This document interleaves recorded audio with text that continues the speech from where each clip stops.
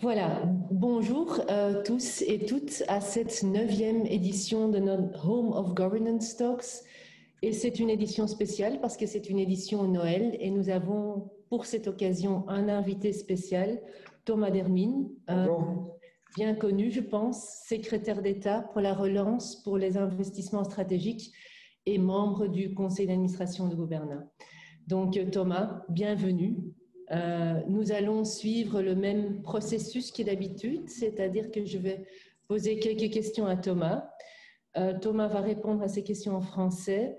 Ensuite, comme d'habitude également, vous aurez la parole. Vous pouvez envoyer vos questions par le chat ou par le Q&A et je poserai toutes vos questions à Thomas. Donc, Thomas, est-ce que tu es prêt? Je suis prêt. Voilà, très bien. Alors, nous sommes un institut de gouvernance, donc bien évidemment, la première question porte sur la gouvernance et plus particulièrement sur la troisième vague de gouvernance et le rôle des entreprises dans cette troisième vague et le rôle de l'État. Alors, lors d'une session précédente, le professeur Bruno Coleman a plaidé pour un État stratège qui prend des initiatives économiques et se positionne comme partenaire par rapport au marché. J'ai vu aussi que tu en as récemment parlé aussi avec Thibaut Young de SAPCA. Suite à la pandémie, nous constatons effectivement qu'il y a un retour croissant de l'État, qui était peut-être déjà là, mais qui s'est accentué suite à la pandémie. Il y a des soutiens financiers sous différentes formes. Le plan de relance, et nous en parlerons dans quelques instants, prévoit une injection très importante dans notre économie. Et en parallèle, dans ce que nous avons défini déjà avant la crise comme la troisième vague de gouvernance, le rôle des entreprises dans la société est mis en question.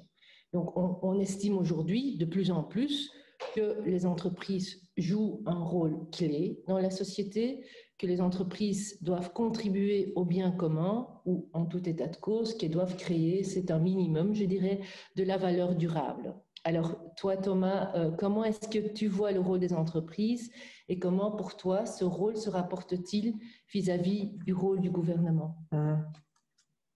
Ouais, bonsoir à tous, je suis ravi d'être avec vous. Merci Sandra et merci Gouverna pour l'invitation. C'est un plaisir de se retrouver avec ce beau sapin en mode pré-Noël et j'espère que vous passerez tous de bonnes fêtes de fin d'année. On vit effectivement une période charnière. Une période clé. Il y a comme ça des moments où l'histoire s'accélère et où les évolutions qu'on voit normalement se passer sur des périodes très longues, en décennies, ici se passent sur quelques mois. Et je pense que notre perception sur le rôle de l'État, comme tu l'as mentionné dans ta question, et comme Bruno Coleman l'a mentionné dans la session précédente, évolue très très fortement. Et la façon dont on concevait le rôle de l'État il y a un an avant la crise du corona n'est pas du tout le même que celui qu'on conçoit aujourd'hui et que celui qu'on concevra demain. Il y a une grande littérature sur quel est le rôle que l'État devrait jouer dans la société qui va depuis un courant que je trouve très intéressant d'un point de vue intellectuel qui sont les libertariens qui pensent que the best state is no state. Et on trouve comme ça aux États-Unis des politiciens très connus, des gens comme Ron Paul qui pensent effectivement qu'il faut limiter un maximum le rôle de l'État. Ensuite, il y a ce que je dirais un peu le consensus libéral qui vit fort en Europe et qui était le paradigme dominant jusqu'il y a peu, qui était le rôle de l'État, c'est de créer une plateforme commune. The role of the state is to set up the level playing field, de s'assurer qu'il y ait des règles de compétition, de s'assurer que chacun ait un accès égal au marché. Mais le rôle de l'État se limite à ça. Et c'est ce paradigme qu'on a vu dominer en Europe depuis, je dirais, la fin des années 70, les années 80, où le rôle de l'État doit être de laisser faire le marché et de mettre en place les conditions nécessaires pour que le jeu du marché et le jeu des entreprises puissent s'exprimer. On a vu, et ça date un peu avant la crise du corona, que l'État devait quand même jouer un rôle plus fort, on le sentait. L'État doit jouer un rôle plus fort parce que face à des enjeux de société fondamentaux, le numérique, la transition environnementale, l'État doit faire plus. L'État doit, sur la transition, mettre en place les réseaux pour permettre aux entreprises de faire les investissements nécessaires. Donc l'État doit mettre en place les réseaux d'énergie, les réseaux numériques, etc., pour faire place aux enjeux. L'État doit donner des incitants, parce que parfois le marché n'alloue pas de façon optimale ses ressources si l'État n'oriente pas via des incitants l'action des entreprises. Et donc on était un peu dans cette hésitation, je dirais, avant la crise du corona, où on sentait que quelque part il fallait quelque chose de plus si on voulait faire face à la transition. Pourquoi déjà avant la crise, si je t'interromps? Parce qu'on arrivait, je pense, au constat, et c'est des constats qui sont partagés par les acteurs du monde de l'entreprise, par les acteurs du monde académique, que le laisser aller seul ne permettrait pas de répondre à nos enjeux fondamentaux de société, et que des enjeux qui nécessitent des investissements significatifs, comme la transition environnementale, comme la transition vers le numérique, nécessitent des investissements qui sont guidés par l'État.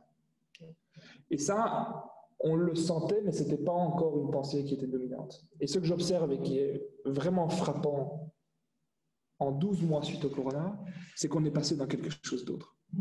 Et on a réalisé, en fait, que le rôle de l'État n'était plus seulement dans le paradigme dominant de créer cette espèce de cadre commun, mais que l'État avait aussi un autre rôle qui était d'être le protecteur en dernier ressort. Quand on a une crise systémique, et l'être humain a tendance à croire toujours qu'il est protégé, mais cette pandémie, elle nous rappelle qu'on est tous vulnérables et qu'il y a des crises systémiques, ça existe, et qu'on peut être frappé de façon individuelle et collective par des crises. Et donc l'État a un rôle de protecteur face à ces enjeux systémiques. Aujourd'hui, l'essentiel quasi la totalité des entreprises belges ont bénéficié de cette protection systémique de l'État. Le chômage temporaire, le droit passerelle pour les indépendants, et tous ces dispositifs où, en fait, aujourd'hui, plus personne ne remet en question le rôle de l'État. Parce que si l'État était un État libertarien comme celui de Ron Paul, la moitié de notre issue économique serait belly up en faillite. Mais je pense que si on accepte le rôle de l'État d'être ce protecteur en dernier ressort, on doit aussi accepter la contrepartie de ça, qui est que l'État doit être un État stratège. Et qu'est-ce que je veux dire par le rôle d'un État stratège? C'est identifier des défis majeurs de nos sociétés. Aujourd'hui, nos sociétés sont dans des défis majeurs en matière de mobilité, en matière de transition environnementale, de transition énergétique, d'enseignement. Comment est-ce qu'on fait pour ajuster nos dispositifs de formation du capital humain face à l'enjeu du numérique? Et si on se base seulement sur le marché et sur les entreprises pour investir, on n'ira pas assez loin, pas assez vite. Et donc, l'État doit investir pour permettre cette transition, investir dans les réseaux. Par exemple, on parle beaucoup de la transition vers l'hydrogène, de la capture de CO2, de gigabits, de réseaux de fibres, gigabits, etc. Donc l'État doit investir pour permettre aux entreprises derrière d'aller aussi vite que la transition est nécessaire. 2, l'État doit aussi réguler. C'est-à-dire que si on accepte que l'État joue ce rôle assurantiel de nous protéger face à un risque systémique, on doit aussi accepter que l'État puisse orienter et finalement cadrer, orienter les activités des entreprises pour permettre au mieux de remplir des orientations qui correspondent à notre définition du bien commun. Et aujourd'hui, je pense que face aux défis de la transition, face aux défis du numérique, face aux défis de la mobilité, on a besoin finalement d'avoir plus qu'un cadre, mais qui est aussi une direction plus claire que l'État donne aux entreprises. Je vois que, en fait, vous arrivez à peu près à la même conclusion, Bruno Coleman et toi, mais les causes sont différentes. Pour Bruno Coleman, la cause est le fait qu'on n'a pas été au bout. Donc, il compare le système européen au système anglo-saxon et il dit on n'a pas été au bout de notre système et on a créé un welfare state, mais en fait, on n'a pas été au bout du système et maintenant, il faudrait aller au bout du système. Donc, c'est pas entièrement la même cause, mais le résultat est le même et je pense que là, où j'ai encore une question, c'est où est-ce que tu vois alors le rôle de l'entreprise? Parce que tu es très clair, tu dis voilà, l'État doit prendre position sur ces défis majeurs et doit définir en quelque sorte la vision et les entreprises n'ont qu'à suivre. Est-ce que tu penses que ça va assurer suffisamment d'innovation, suffisamment de... Mais bon, juste par rapport à ce que tu mentionnais, je pense qu'on a été souvent en Europe les dindons de la farce. C'est-à-dire qu'on avait toujours l'impression que l'Asie était beaucoup plus libérale que nous, que les Américains étaient beaucoup plus libéraux que nous, etc. Mais en fait, et j'ai vécu aux États-Unis quelques années et j'ai pu l'observer et l'étudier de près, en fait, les Américains et les Asiatiques ont été beaucoup moins ouverts au libre marché, ouverts à des acquisitions étrangères, etc., que nous. Les Américains ont des règles de protection de leur marché intérieur, ont des règles de protection pour leurs entreprises nationales beaucoup plus strictes qu'en Europe. Et donc là où en Europe, c'est très facile, en fait, finalement, de se faire balayer nos importations dans un secteur parce qu'on a des règles de protection beaucoup plus faibles, les Américains, dès qu'on touche à leur acier, hop, ils ont leur Buy American Act et ils protègent leur marché. Dès qu'une société américaine veut faire une takeover hostile d'une boîte américaine, les règles prudentielles sont beaucoup plus importantes que les règles européennes. Donc il faut toujours faire attention. On a parfois l'impression qu'en Europe, on est la vieille Europe avec une social-démocratie vacillante, etc. Non, nos règles de réglementation de marché sont beaucoup plus libérales que dans la plupart partie du monde. Maintenant, sur le second aspect de ta question, je pense que le rôle de l'entreprise, il est et il restera essentiel. Que les entreprises sont des forces d'innovation, d'agilité, de dynamisme, de création de valeur, de création d'emplois, qui sont le cœur de ce que nos sociétés sont et doivent être. Le rôle de l'État n'est certainement pas de faire des choses à la place des entreprises. Le rôle de l'État est de donner une direction, et parfois une direction beaucoup plus claire en matière de ce qu'on autorise, de ce qu'on n'autorise pas, de quelles sont les externalités qu'on valorise, les externalités qu'on ne valorise pas. Et ça, je pense que c'est face aux défis qu'on a. Et je veux dire, le défi environnemental, c'est un défi qui est... Enfin, c'est le défi de notre civilisation, c'est le défi de notre génération. On a des objectifs qui sont juste, on ne se rend pas compte de l'énormité des objectifs auxquels on fait face. Si on veut réduire nos émissions de 55% d'ici à 2030, il faut dès demain changer radicalement la façon dont on consomme, dont on produit, dont on se déplace. Et ça, on n'arrivera pas à le faire que si on a des règles qui sont assez orientantes sur la façon de fonctionner des entreprises. Et ça doit toujours être un mix d'une approche qui est à la fois incitative, finalement qui donne des primes et des incitants pour orienter certains développements, certaines activités, et puis des approches qui sont aussi des approches limitatives sur certains comportements qui ont des externalités négatives. Et ça, je pense que c'est essentiel si on veut pouvoir réorienter nos activités, y compris les activités économiques, dans une direction. Et si on sait qu'on ne suit pas cette direction-là, on va dans le mur. En parlant de ces défis auxquels on doit faire face, dans le plan de relance, le gouvernement définit 5 défis. Tu as déjà mentionné l'environnement et le numérique, également la mobilité, la productivité, la solidarité. Il y a un budget assez important qui est prévu, 5 millions d'argent européen et un multiplicateur de 2 à 4, donc 10 à 20 milliards. Donc c'est effectivement un montant important. Tu soulignes à juste titre le rôle des entreprises dans toutes ces transitions qu'on doit faire. Alors, en tant qu'institut de gouvernance, on se demande quel est le rôle d'une bonne gouvernance dans ce plan de relance. On a vu que dans le rapport des formateurs, on insiste beaucoup sur la bonne gouvernance pour les entreprises publiques, mais plus en général pour toutes les entreprises. Est-ce que vous pensez, comme ça avait été aussi fait du côté flamand au niveau du plan de relance, est-ce que vous pensez à insérer des conditions de gouvernance, ça a été fait au niveau européen aussi, à l'octroi de certaines aides financières, à des injections financières, etc. Est-ce que ça, c'est dans les plans, dans le cadre du plan de relance? Mais la gouvernance, c'est un enjeu central dans le processus de drafting et de rédaction du plan de relance, et en particulier parce que la Belgique est un pays complexe d'un point de vue institutionnel. Donc quand vous mentionnez... c'est un euphémisme. C'est un euphémisme. Quand vous mentionnez, on a défini 5 priorités. Effectivement, il y a des priorités en matière énergétique, en matière de productivité, en matière de numérique, etc. En fait, juste cet exercice d'avoir la Wallonie, la Flandre, Bruxelles, le gouvernement fédéral, la Fédération Wallonie-Bruxelles, qui se mettent d'accord sur quelles sont les priorités. Ça veut dire ce qu'on fait, mais aussi ce qu'on ne fait pas. C'est un exercice impossible à faire si on n'a pas une gouvernance très précise de comment on orchestre en fait ce processus. C'est ce que Mark De Vos disait dans son article. We zullen fors aan bestuurskracht en kunde moeten winnen of we glijden af naar de zuidelijke flank van Europa. Effectivement, donc c'est pour ça que en fait, le processus de coordination pour rédiger un plan de relance en Belgique est beaucoup plus complexe que dans un État très centralisé, comme on pourrait avoir en France d'une certaine façon. Par contre, ça ne veut pas dire, et c'est là que je ne suis pas d'accord avec Marc De Vos, que nécessairement notre plan de relance sera de moindre qualité.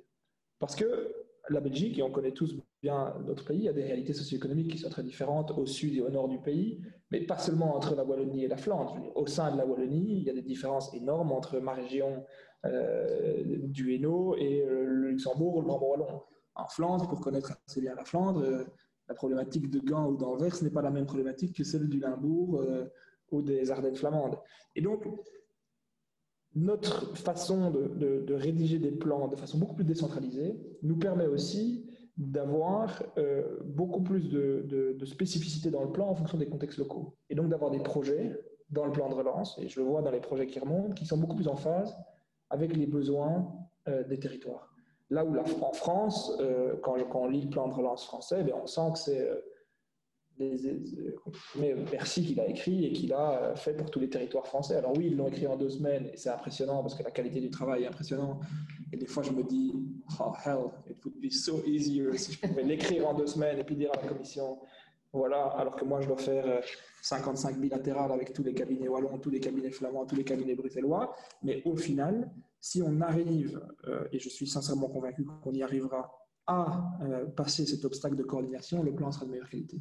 Super, c'est une très bonne nouvelle, Thomas. Tu as parlé de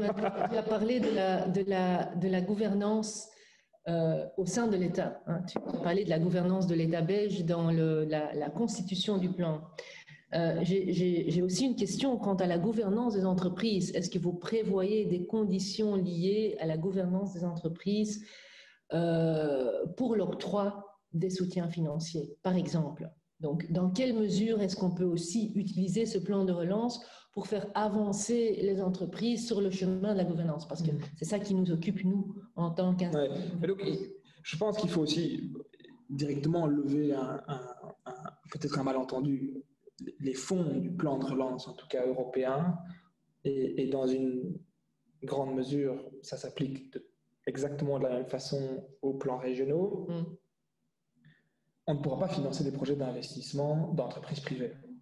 Parce qu'on a un contexte réglementaire, notamment en termes de réglementation des aides d'État et du respect de la droit des concurrences, qui empêche un État, même si on pense que c'est un projet magnifique d'une entreprise privée qui contribue 100% aux objectifs de politique publique, etc., on ne peut pas financer avec des moyens publics des développements d'une entreprise privée, parce qu'on fausse le jeu de la concurrence. Oui, il y a des enveloppes importantes qui sont prévues, entre autres, au niveau de la transition énergétique. Oui, mais donc on pourrait le faire, par exemple, pour des entreprises qui ont un monopole de fait, par exemple des grands pourvoyeurs d'infrastructures en matière de gaz, en matière d'électricité, on peut le faire, parce que de facto, ils sont les seuls sur leur marché.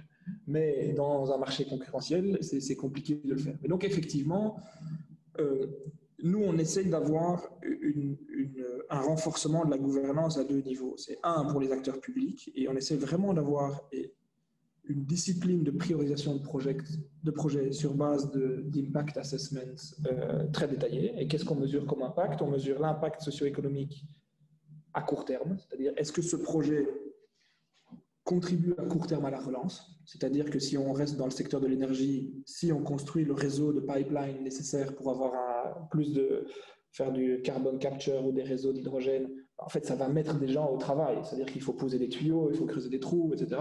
Donc, ça va avoir un impact sur la relance. Donc, ça, c'est un impact qu'on essaie de mesurer avec la Banque nationale sur des multiplicateurs sectoriels, etc. De dire, si je mets 1 euro pour construire un nouveau tuyau là-bas, en fait, ça va générer combien d'euros parce que je mets des entreprises locales au travail, etc. Deuxième source d'impact, c'est quel est l'impact sur la transition. En fait, combien de gaz à effet de serre ou combien de CO2 je peux réduire. Là aussi, il y a des modèles, la commission nous apporte des techniques pour mesurer ça. Et on fait ces 2 impacts-là avec une troisième chose qu'on évalue, on en a eu l'occasion d'en parler, c'est quelle est la maturité du projet. Donc, est-ce qu'on est capable, comme finalement on doit déployer des projets très vite, pour qu'ils bénéficient aux sorties locales? Est-ce qu'on est capable de déployer ces projets sur quelques années? Là où on sait que des projets d'infrastructure, en général, durent sur plusieurs dizaines d'années. J'ai déjà quelques questions du public, donc je vais peut-être interrompre un peu mes questions pour laisser la parole à nos participants. Donc j'ai déjà une question de Laurent Janssens. Bonjour, jusqu'à quelle mesure l'État peut couvrir la crise systémique et si cette Black Swan était en fait un troupeau? C'est moins optimiste. Bien. Non, c'est une excellente question. Je pense que donc l'État peut couvrir le risque systémique.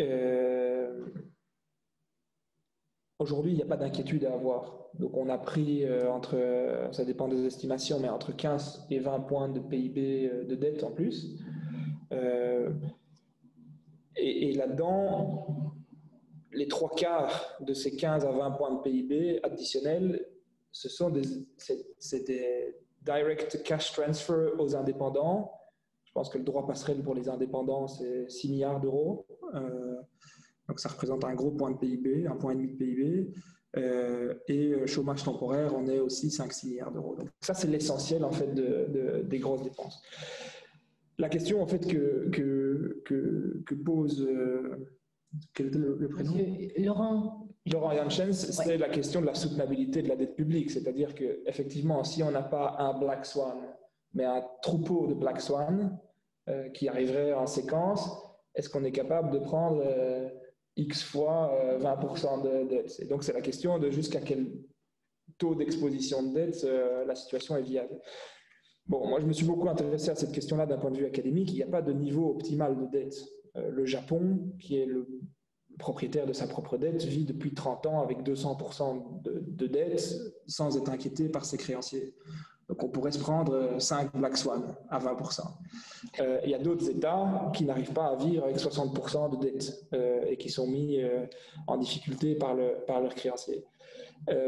Donc c'est une question très, très compliquée. Et la question de savoir est-ce qu'on aura plusieurs Black Swan ou pas, je pense que c'est très difficile, c'est impossible à évaluer aujourd'hui, mais je pense qu'il faut en tout cas qu'on soit prêt à avoir plusieurs crises systémiques. Ça peut être des crises de pandémie, ça peut être des crises qui sont liées à des phénomènes extrêmes liés au réchauffement climatique. Et donc, ça doit se refléter à la fois dans notre gestion et anticipation de ces crises. On doit être capable, l'État, de réagir beaucoup plus rapidement à ces crises-là, mais aussi dans notre conception des politiques publiques. On doit reconnaître que l'État a un rôle de protection de ces risques systémiques et être prêt à pouvoir y contribuer. Il y a de la littérature passionnante sur quels sont les effets du réchauffement climatique sur ces risques systémiques. Moi, je pense que les prochains gros risques systémiques, ce sont, par exemple, on n'en a pas conscience, mais cet été, il a fait très chaud là, pendant 2 semaines au mois d'août, on a des informations comme quoi si ça avait perduré encore pendant une dizaine de jours, on aurait eu des impacts majeurs sur le réseau ferroviaire parce que les rails se dilatent. On aurait eu des impacts majeurs sur les transformateurs du réseau de tension parce que les cabines ne sont pas pensées pour réagir dans des températures extrêmes comme ça. Donc, ce sont des exemples, et je pense que de plus en plus, liés au réchauffement climatique, on va avoir une exposition à des phénomènes extrêmes. Donc, il faut que dans notre capacité d'anticipation et dans notre capacité de financement, on s'y adapte, même si je pense que la meilleure politique, c'est une politique de prévention. Et donc, il faut qu'on accélère absolument notre lutte contre le réchauffement climatique pour prévenir un maximum ces effets et que nos enfants et petits-enfants n'aient pas des crises systémiques toutes les 3 ans et que la nouvelle normale, ce soit de vivre dans un état de crise sanitaire ou de crise environnementale quasi permanente. Merci beaucoup pour cette belle question. J'en ai une autre de Madame Catherine Delange. Au sein des entreprises privées, on constate le rôle croissant des investisseurs, surtout de type institutionnel, dans l'accélération vers un modèle économique plus durable et d'une meilleure gouvernance d'entreprise également.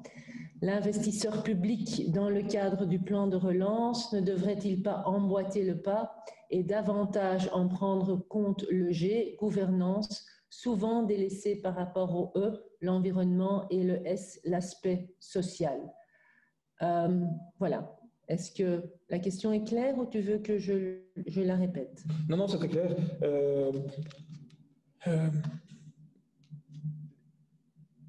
Bon, je pense qu'il y a ce qui est vrai en matière d'investissement public, c'est-à-dire reconnaître que les enjeux majeurs de notre société nécessitent de l'investissement public, est vrai aussi au niveau de l'entreprise. C'est-à-dire que si on veut que son entreprise soit digital proof en termes de skills, en termes de processus de fabrication, et si on veut que son entreprise soit, notamment pour les entreprises industrielles, beaucoup plus green dans leur process, ça nécessite des investissements majeurs. Ce gouvernement reconnaît cette nécessité d'investir. Et c'est un enjeu environnemental, c'est un enjeu social, mais c'est aussi un enjeu de compétitivité pour la Belgique. Oui, parce que c'est aussi le coût de la transition. Exactement. Pas juste l'investissement, c'est le coût du produit. Et c'est essentiel pour la Belgique, parce qu'en fait, la Belgique, bon, beaucoup de gens disent que la Belgique est un pays horrible, etc. Mais la Belgique est globalement un pays qui a pu avoir un niveau de welzijn qui était relativement élevé, et en grande partie parce qu'on était un des pays les plus productifs au monde. Or, ce qu'on voit sur les dernières années, c'est qu'on reste un pays qui est extrêmement productif, mais le gap de productivité par rapport à nos pays voisins, l'Allemagne, les Pays-Bas, la France, etc., a tendance à diminuer. Et ça, c'est en grande partie quelque chose qu'on peut inverser par de l'investissement dans à la fois le capital humain, dans le capital des entreprises, etc. Et le gouvernement reconnaît ça. Et donc, il y a dans l'accord de gouvernement ici la création d'un fonds, par exemple, au sein de la SFPI, FPIM, qui devient un véritable fonds souverain belge, qui est doté de quasi 1 milliard de fonds publics sur lesquels on va avoir aussi levé chez les investisseurs institutionnels privés, et qui va avoir comme but, ce fonds de transformation, de permettre différentes solutions de financement en equity, en quasi-equity, avec de la dette coordonnée, etc., pour permettre aux entreprises de financer des projets d'investissement dans cette transition. On voit que la Flandre a fait quelque chose de similaire autour du Welvaart Fund qu'a lancé PMV. La Wallonie a des initiatives similaires avec la SRIW. Et donc, c'est vraiment essentiel de reconnaître à la fois que le défi des entreprises et le défi de l'État, il passe par de l'investissement. Vous savez, il y a 2 ans, il y a une initiative fabuleuse de Charles Michel qui était de lancer un plan d'investissement stratégique. En fait, c'était plus ou moins le même constat qu'aujourd'hui, c'est-à-dire pour faire face à la digitalisation, pour faire face aux défis climatiques, on a besoin d'investir. Le plan de Charles Michel, aujourd'hui, vous savez où il est? Comment tu veux dire? Il est resté où ce plan? Enfin, qu'est-ce qui est devenu ce plan? Rien. Il est toujours resté dans un tiroir. Oui, il est là. Il est là, mais... Avec. Et pourquoi? Parce qu'en fait, il y a 2 ans, avant le corona, ce réflexe à l'investissement n'existait pas, en fait. La Commission européenne, quand le gouvernement précédent est venu présenter le plan, aussi, a dit, bon, ben non, les amis, vous n'avez pas le périmètre budgétaire pour investir, ciao, etc. Aujourd'hui, moins de 2 ans après, c'est la Commission qui nous donne les moyens. Donc la même Commission qui refusait à la Belgique d'investir, aujourd'hui, elle donne les moyens et elle impose un timing très serré pour investir. Et c'est vrai aussi pour les entreprises. Il y a encore Marc De Vos qui dit on passe de Marktunie vers Schuldenunie. Donc il y a toute une autre vision aujourd'hui sur la dette publique. Vous avez bien Marc De Vos? Non, pas du tout. non, mais c'est vrai. C'était bien pour... Non, c'est bien dit, et c'est vrai que ça c'est... Allez, cette crise du corona, là on est encore en plein dedans, on est hyper frustré parce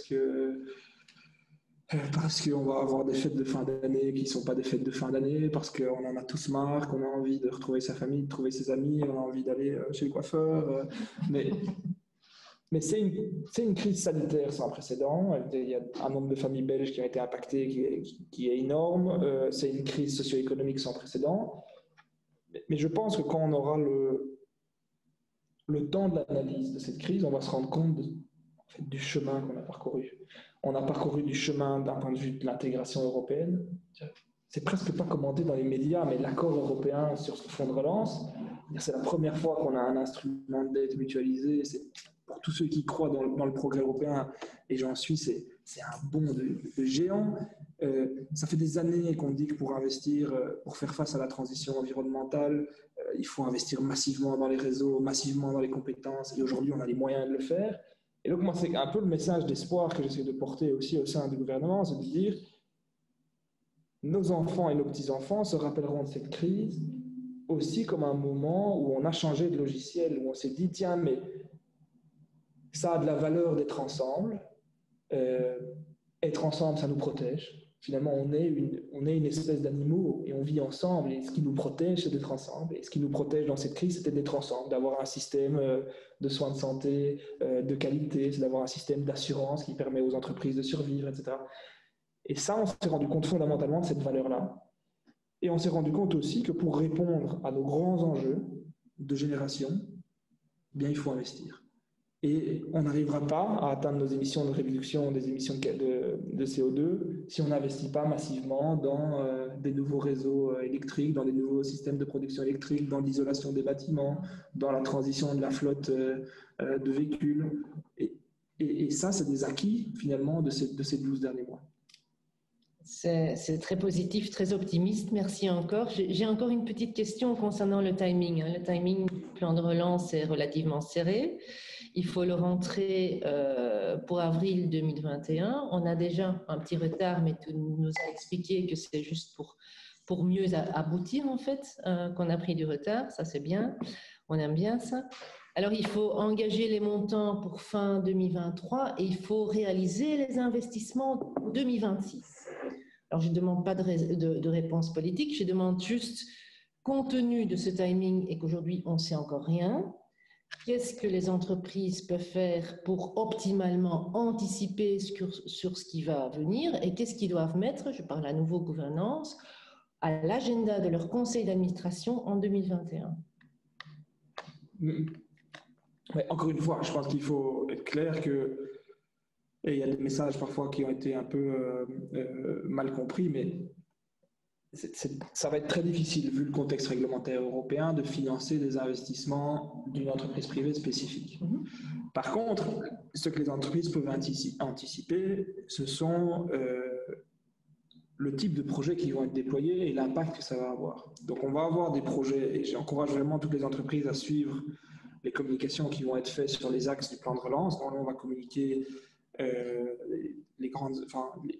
premier draft dans le courant du mois de janvier, peut-être de février, et le plan final fin avril.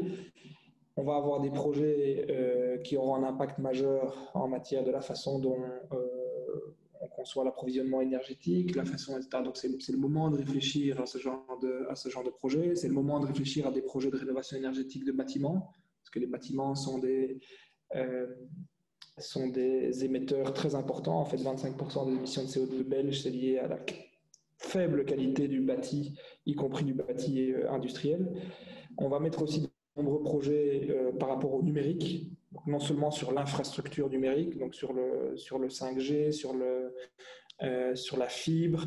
Donc c'est le moment de réfléchir à qu'est-ce que ces technologies ont comme impact sur vos processus internes, parce qu'elles vont être déployées dans les prochaines années. On va mettre aussi notre nombreux programmes en termes de skills numériques, c'est-à-dire que toutes les entreprises aujourd'hui sont confrontées au défi de la digitalisation et un des plus gros impacts, c'est sur le marché du travail.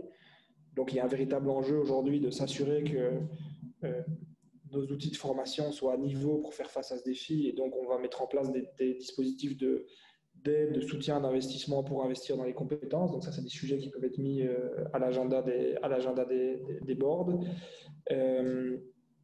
On va avoir un axe sur la productivité. Donc ça veut dire comment est-ce qu'on donne un cadre réglementaire plus incitatif pour que les entreprises réinvestissent dans leur capacité productive, réinvestissent dans leur capital humain. Donc je pense que la dynamique qu'on veut avoir en matière d'investissement public, même si on ne peut pas financer directement des entreprises pour des raisons de réglementation d'État, de respect des règles de la concurrence, etc., il y aura des opportunités pour que les entreprises prennent le train en marche et finalement s'inscrivent dans cette dynamique d'investissement pour avoir ce qui a caractérisé la Belgique pendant ces années les plus fastes. C'est une dynamique vertueuse entre l'investissement public et l'investissement privé. Et pour ça, ce qui est vraiment nécessaire, c'est de rétablir la confiance. La confiance que le public et le privé partagent une même direction, partagent un même diagnostic, une même vision, et ensemble, finalement, joignent leurs forces pour investir dans cette même direction. Parfait, merci beaucoup. Au niveau de la vision de l'État, j'ai une question aussi de Madame Christine de Clercq qui dit l'investissement public impose que l'État ait une vision. Puisse le plan de relance avec les drivers envisagés par le gouvernement en constituer ses piliers? Envisagez-vous d'imposer une gouvernance spécifique aux bénéficiaires du plan de relance? Ça se rapproche un peu de la question que moi j'avais au niveau de la gouvernance publique, donc effectivement. La première partie de la question de Madame de Clercq n'est pas une question, c'est une incantation. Et je la rejoins tout à fait. Puisse notre vision servir de boussole pour l'action du gouvernement dans les prochaines années, et je dirais même du gouvernement et des gouvernements. Et c'est ça qui est, je pense, unique et qui est un peu le tour de force de ce plan de relance fédéral, c'est que l'Europe nous dit il y a un seul niveau qui compte.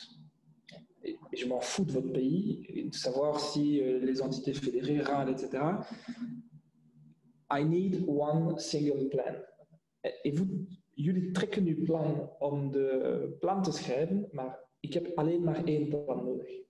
Et donc, nous, ce qu'on a fait, c'est qu'on a passé beaucoup de temps avec tout le monde pour avoir une vision unique. Et juste, en fait, quand on lit l'accord de gouvernement en Flandre, à Bruxelles, en Wallonie, au fédéral, on a déjà ces lignes d'orientation qui sont communes. Alors oui, on n'est pas d'accord toujours en Belgique, mais ça c'est normal, ça fait partie du sport national sur les modalités, etc. Mais la direction, on l'a commune.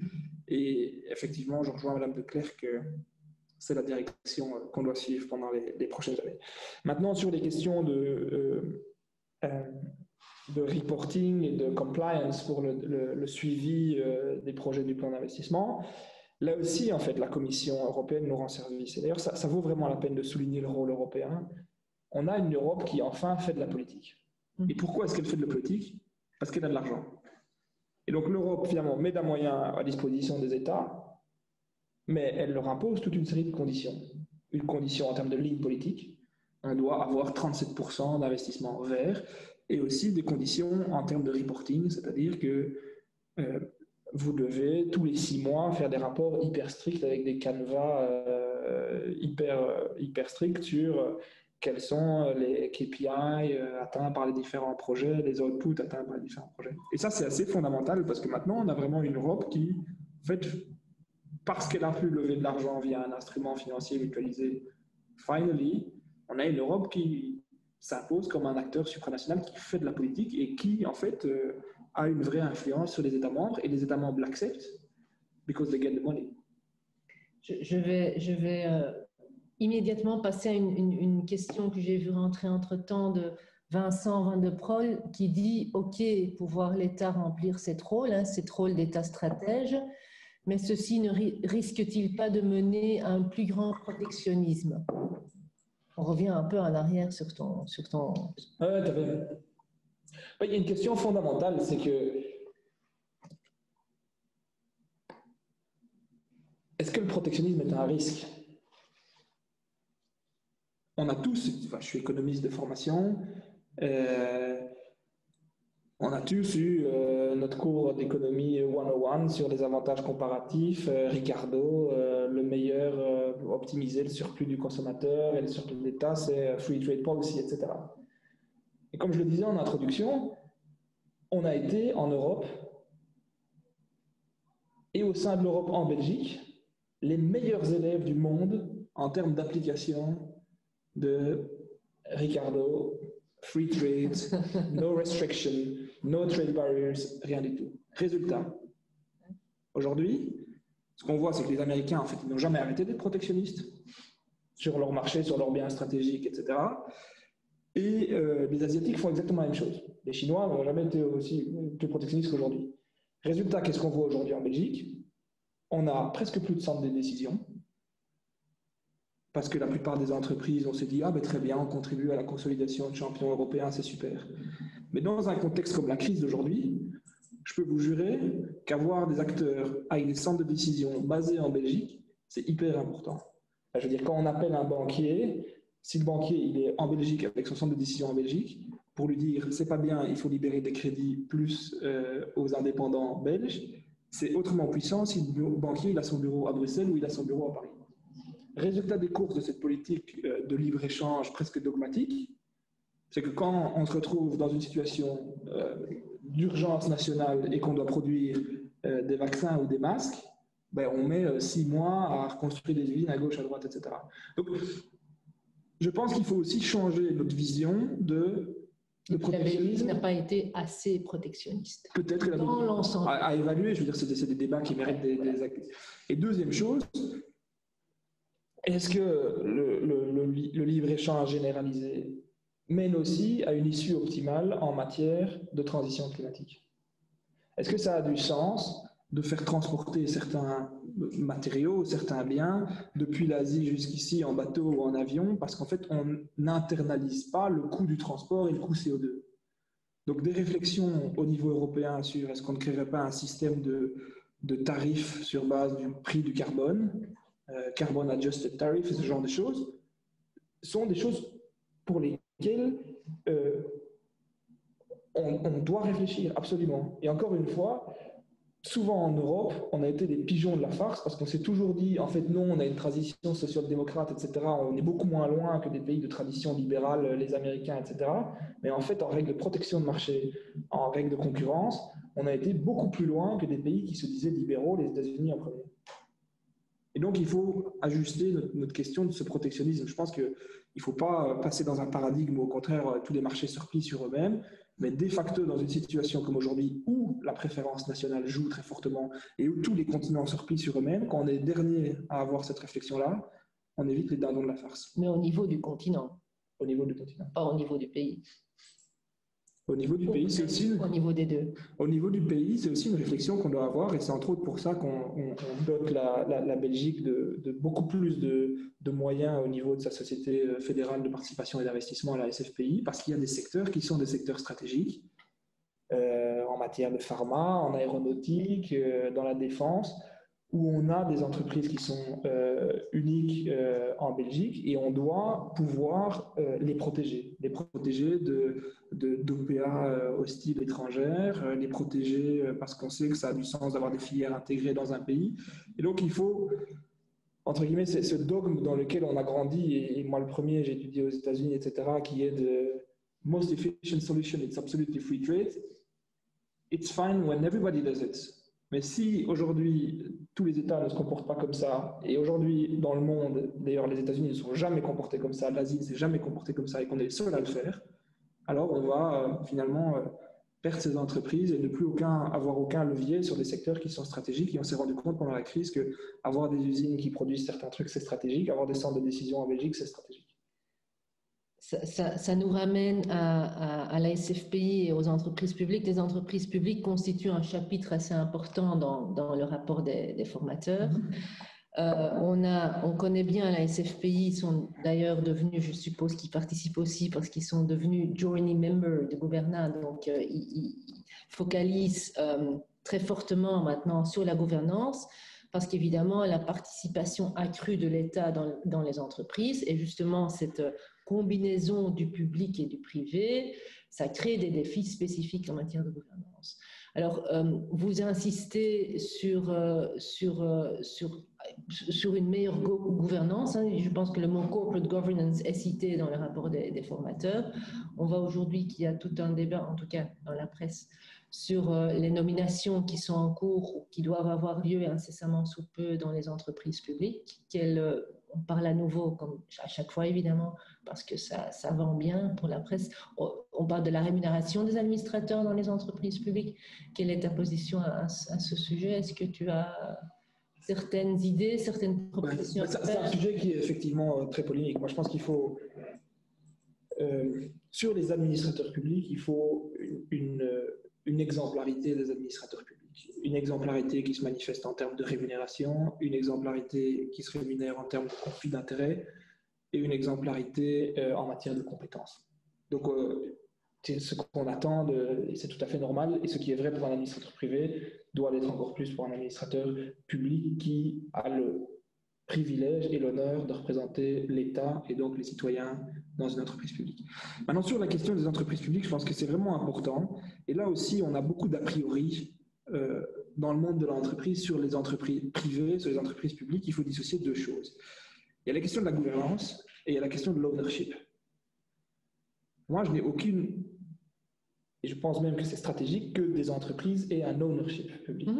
Des banques, des entreprises dans la défense, des entreprises dans l'aéronautique, etc. Il y a toute une série de choses où ça a du sens que l'État participe. Et d'ailleurs, c'est vrai dans tous les États, y compris et surtout dans ce qu'on considère comme le temple du libéralisme aux États-Unis. Et puis, il y a la question de la gouvernance et finalement de ce qu'on attend en termes de reporting, de transparence, etc. La gouvernance, c'est le lien entre la vision et l'ownership. Oui. Voilà. Et donc, c'est ce que nous plaidons dans la note. On avait adressé aux formateurs.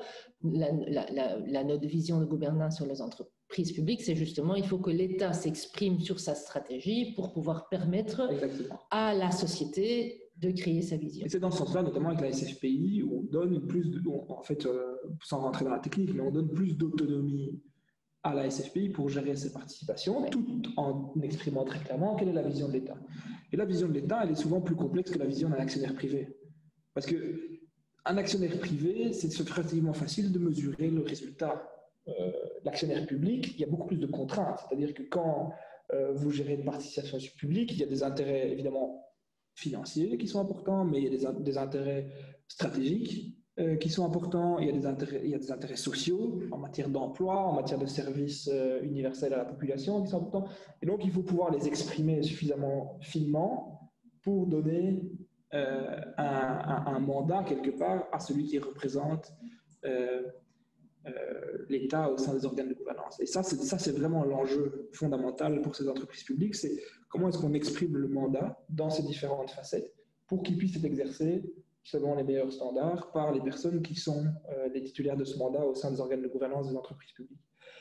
Il ne faut pas oublier, par exemple, en Belgique, souvent on associe entreprises publiques avec des questions d'efficience de performance ou autre, etc. Ce qui est loin d'être vrai. Moi, je suis par exemple, si je regarde la performance d'entreprises comme, et on a des très bons exemples en Belgique, hein, comme Bipost, comme Belfius, qui est aujourd'hui des entreprises... Ce sont nos membres, hein, Thomas.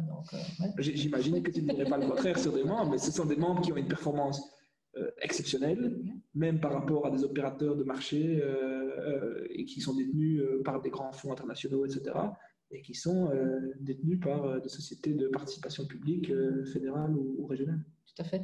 Et ce que j'aime bien aussi dans ton discours, c'est que voilà, l'administrateur public, donc l'administrateur qui représente l'État, voilà, il faut qu'il ait une position indépendante vis-à-vis de l'État, il faut qu'il prenne de bonnes décisions, et tu insistes aussi sur le fait que la formation, les compétences sont importantes.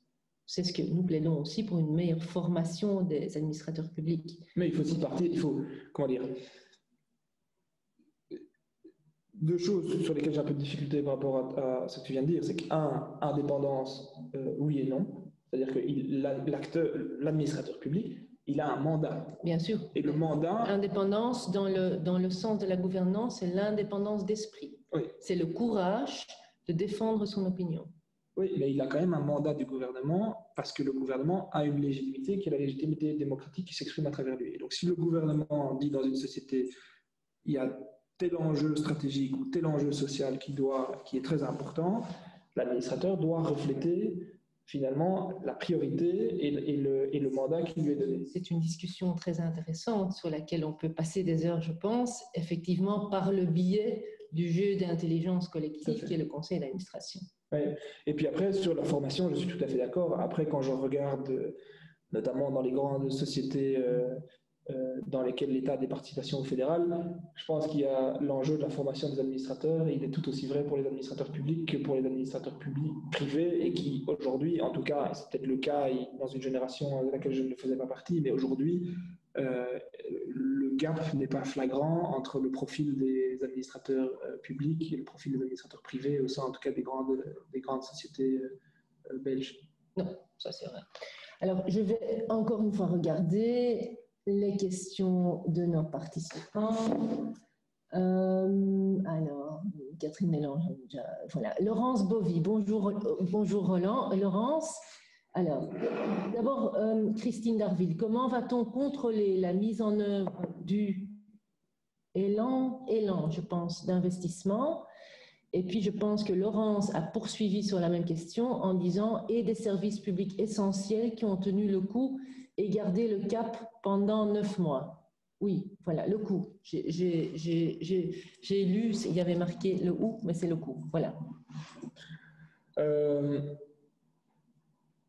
Mais donc, sur le suivi du plan de relance, comme j'ai dit précédemment, la Commission nous impose, et c'est une excellente chose, tout un processus de reporting très détaillé, à la fois sur l'exécution des projets dans le temps et sur l'impact des projets. Et donc, nous, on va le suivre au niveau belge avec mon cabinet et l'ensemble des cabinets qui sont impliqués dans l'exécution des projets. Et on s'est engagé aussi, je pense que c'est très important vis-à-vis des citoyens, en même temps qu'on publie pour la Commission, à aussi publier de façon transparente en ligne, voilà tous les projets qui étaient dans le plan de relance, comment est-ce que ça avance, quelles sont les difficultés, quels sont les sujets sur lesquels ça avance bien, les sujets sur lesquels ça avance moins bien. Et comme tu l'as dit en début, l'enjeu, il est essentiel parce qu'on doit pouvoir engager budgétairement les différents projets d'ici à fin 23 et les réaliser d'ici à fin 26. Ce qui, pour des projets d'investissement en infrastructure, est extrêmement court. Puis l'autre question, je vais retourner, ça poursuivait la même question. Elle a disparu, non? Ah, c'était sur les services publics essentiels. Tout à fait. Non, je pense que de la même façon qu'on va tirer des leçons de cette crise en matière d'investissement public, en matière d'investissement dans la collectivité, etc., on s'est aussi rendu compte de l'utilité du service public et en particulier de certains secteurs. Donc il faudra tirer les leçons. Et je peux vous dire qu'en fait, sur certains sujets, on les a déjà tirés. J'ai eu le grand bonheur, c'était vraiment, en plus, je le dis comme ça, mais c'était vraiment un bonheur et un plaisir d'accompagner toutes les négociations fédérales. Donc, entre novembre 2019, avant la crise Corona, et la formation du gouvernement en octobre 2020. Je peux vous dire qu'en fait, il y a déjà certains changements qui ont été intégrés et certaines choses qu'on estime essentielles en matière de services publics, en matière de soins de santé, qui ont été intégrées dans l'accord de gouvernement. Si on prend le simple exemple de l'importance du personnel soignant et du fait qu'en fait en Belgique, pendant 20 ans, on a, par exemple, diminué le nombre de lits hospitaliers. Puis on se rend compte maintenant qu'on a une crise sanitaire de stress parce qu'en fait, on se rend compte que les lits disponibles, en fait, c'est un des facteurs limitants qui peuvent entraîner un point de rupture dans l'épidémie. Eh bien, par exemple, ça c'est lié typiquement au financement des réseaux hospitaliers, au financement des soins de santé. En novembre 2019, en tant que social-démocrate d'un parti de gauche fondamentalement intéressé par le service public, on se battait avec mon parti pour avoir 1,5, 2,5% de croissance du budget des soins de santé. C'était extrêmement compliqué, par exemple, d'avoir 1,5. Donc c'est le taux de croissance chaque année du budget des soins de santé. Parce que la population devient plus vieille, etc., il faut qu'il augmente. La crise Corona arrive, ça c'était en novembre 2019. La crise Corona arrive, quand on discute l'accord de gouvernement en fin de l'été 2020, le discours a radicalement changé. Et là, on négocie 2,5% dans l'accord final, et c'est beaucoup plus acceptable alors qu'on est beaucoup plus haut que notre position de novembre 2019. Et donc c'est pour vous dire en fait à quel point la crise a déjà changé d'une certaine façon notre conception du service public, la façon dont on conçoit ces enjeux essentiels. Et c'est essentiel qu'on ne retourne pas à une ancienne normale par rapport à ces questions-là et qu'on se rend compte finalement que tous ces investissements dans la collectivité sont des investissements qui nous protègent quand il y a des crises et quand il y a des moments où le besoin collectif s'en fait sentir. Merci beaucoup Thomas. J'ai une question un peu coquine de la part de Jeroen Delvoye. Apparemment, ton discours sur le protectionnisme l'a fortement touché parce qu'il demande, c'est en néerlandais, houdt u voldoende rekening met het feit dat het spel van protectionisme geen stabiel evenwicht is? Wat u verdedigt kan toch enkel maar tot een spel van retaliatie leiden en een race to the bottom van protectionistische maatregelen. Donc clairement pas d'accord, je dirais. Non, mais la question est bien formulée, la question est tout à fait formulée, et le protectionnisme est un équilibre instable. La seule question, c'est que parce qu'on suit le raisonnement qui vient d'être exprimé ici, ne doit pas être un raisonnement pour être le dernier à le faire. Et ce qu'on a observé en Europe de façon générale et en Belgique de façon particulière, c'est parce qu'on avait cette croyance ferme dans le fait que les règles étaient les mêmes pour tout le monde et que tout le monde appliquait les règles, finalement, on finissait dans une situation qui était en particulier dommageable pour l'économie du pays. Et je dirais que la préférence nationale qui mène à une politique protectionniste, elle ne s'exprime pas de la même façon en fonction du contexte macroéconomique. Et elle s'exprime en particulier dans les phases de repli, de croissance, dans les phases d'instabilité. Et donc, il faut pouvoir ajuster sa politique. C'est Keynes, when the facts change, I change my mind. Et donc, moi, je n'ai aucun problème à avoir une politique qui est beaucoup plus expansive, qui est beaucoup plus ouverte, quand on est dans des phases comme on a connu au début des années 2000, comme on a connu à la fin des années 90, où on a une économie globalisée qui croît à 4-5%, l'Europe à 2-3%. Mais par contre, que quand on a des phases de repli, il faut vraiment faire attention. Aujourd'hui, on reçoit des signaux d'énormément d'entreprises où, comme l'Union européenne est en contraction forte, alors que des économies émergentes, notamment en Asie, sont déjà sorties de la crise, donc ont des valorisations beaucoup plus élevées, ont du cash, etc., on a des secteurs entiers en Europe qui sont vulnérables et qui pourraient faire l'objet d'acquisitions étrangères parce qu'on est toujours dans la crise ici. Mais si on ne les protège pas, pendant un certain temps, on risque de sortir fortement déprimé. Donc moi, je suis l'argument théorique qui est exprimé tout à fait, mais je l'appliquerai de façon différenciée en fonction de la conjoncture. Et je pense que dans des périodes de repli comme on connaît pour le moment, où il y a une préférence nationale qui s'exprime partout, si on est le dernier à le faire, alors il y a un vrai risque qu'on soit les dindons de la farce. Tu as très bien répondu, je pense. Je pense que Jeroen va être content. Alors, il nous reste 3 minutes. Et j'ai encore une petite question plus personnelle à te poser, mais j'ai encore une dernière question de M. Emmanuel Bois-d'Angin. De nombreuses communes reportent actuellement des investissements, pourtant prêts à lancer, durables et stratégiques, à défaut de visibilité sur leurs moyens budgétaires 2021. Qu'est-ce qui est prévu à court terme dans le plan de relance qui donne cette visibilité aux communes ? Est-ce que tu peux répondre à ça? Pour les communes, malheureusement, elles ont eu la possibilité de rendre des projets au niveau des gouvernements régionaux. Certaines l'ont fait. Elles ont des facilités de financement. Je sais en Wallonie, je connais moins la situation en Flandre, mais en Wallonie, toute une série de communes ont bénéficié de reports de paiement, de facilités de crédit, etc. extraordinaires. Je pense que la vraie question aujourd'hui, c'est en fait quelle sera la nature du rebond post-crise. Et il y avait une analyse très jolie de Paul de Grauw qui disait la relance va se passer d'elle-même d'une certaine façon. Parce que ce qu'on observe au niveau des ménages, c'est qu'en fait, aussi surprenant que ça puisse paraître, parce que l'État a bien fait son jeu, a bien fait sa politique, en fait, il n'y a pas eu de choc négatif sur l'épargne agrégée. Les ménages belges sortent dans l'ensemble plus riches de la crise qu'ils l'étaient avant. C'est fou, hein? Donc il y a un choc d'épargne d'environ 20 milliards positif. Après, il faut faire très attention avec cet argument-là, c'est qu'en fait, ce qu'on voit, c'est que les ménages riches ont un choc d'épargne positif, mais par contre, les déciles les plus pauvres ont vraiment le risque de pauvreté explose. Donc ça, il faut... Les entreprises ont été impactées de façon très différenciée en fonction des secteurs.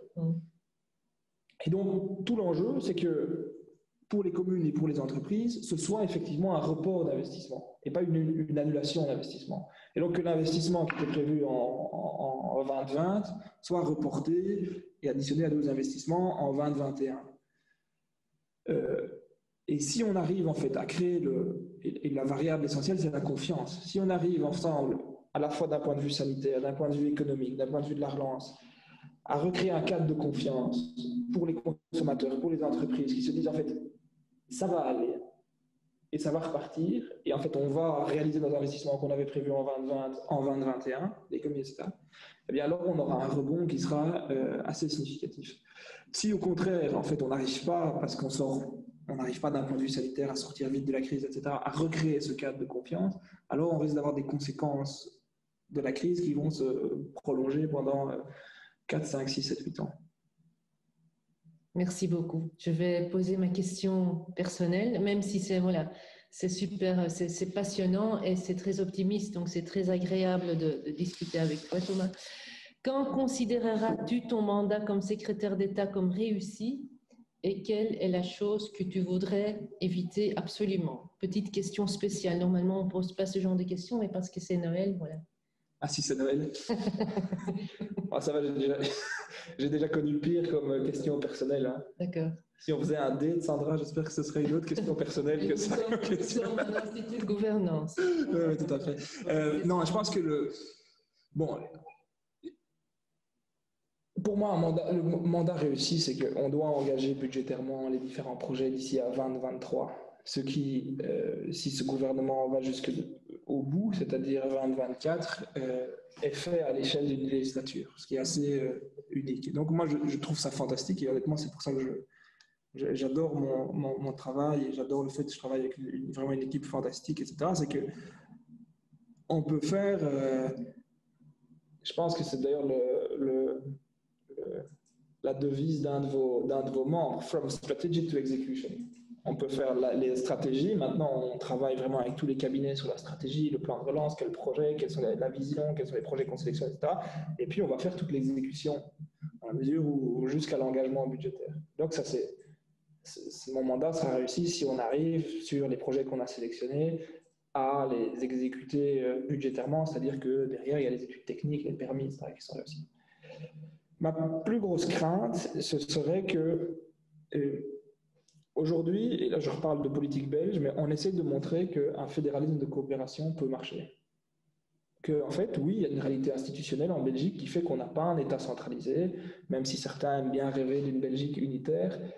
Voilà, ce n'est pas la réalité de 2020 et ce ne sera probablement pas la réalité de 2025 ni de 2030.